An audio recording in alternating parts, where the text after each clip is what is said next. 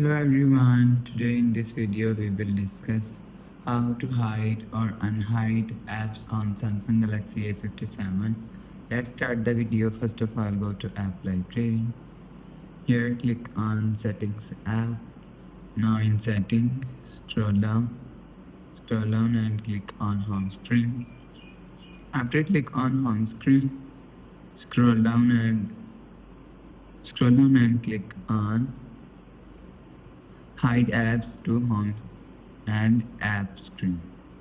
After click on hide app home to app screen, so you will see app list is here. If you want to hide app, select app from here. Select multiple app from here.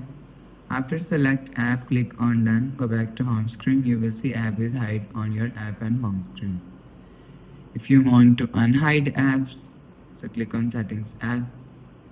Scroll down and click on home screen. After click on home screen, scroll down and click on hide app on home and app screen, and you will see click on this minus icon and unselect app.